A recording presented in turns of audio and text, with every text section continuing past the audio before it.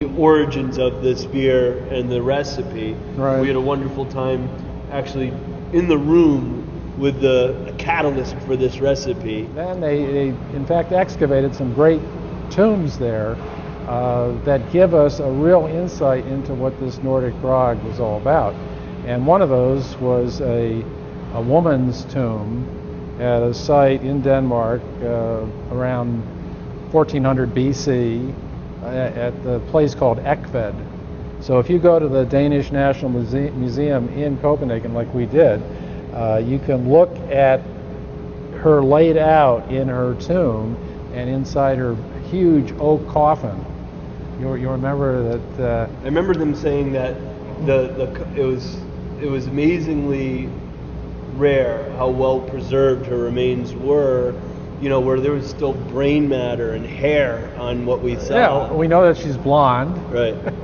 I don't know if we know that she's blue-eyed, but yeah, there was a little bit of brain left there. Yeah. And it was an amazing thing in the science community to find something that well preserved. Yeah, I think the bogs, I mean, with the high acidity, does help to lower the oxygen level as well. Yeah. So this one was in a mound. I mean, there was a tumulus, built over her tomb, but the water, I guess, had come down and maybe helped to preserve her a little bit that way. And I like to think the reason that she was so special was because of the stuff that was found a little closer to her feet.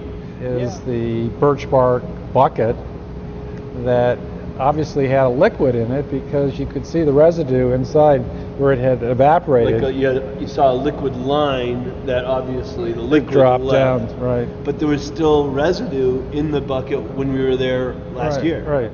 I love the term grog because as we've learned in our work together over the last decade, almost every early beer was a grog, was made with different fermentable sugar sources than just grain, right?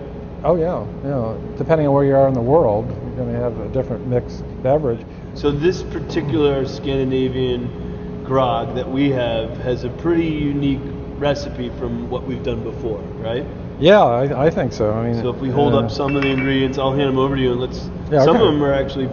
Well, these are very tasty. I mean, I don't know if you have had Scandinavian cuisine, but these are lingonberries. So I mean, this is really relative great of stuff. The cranberry, but sweeter, right?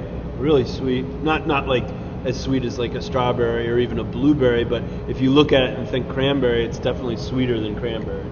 And then next we would have its relative, much bigger, much more recognizable here in the States, cranberries. Yep.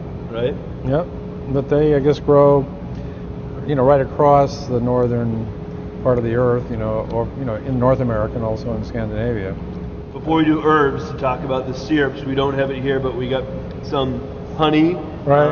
And when we were in Scandinavia, we got to brew with Arctic Circle honey. You remember that? Mm-hmm. Which is pretty cool. And closest to Arctic Circle we're getting here is an organic and pure birch syrup. Right. Literally tens of thousands of dollars. It's the most expensive ingredient in the Vassier. Well, it's an important ingredient. And then we get into the herbs.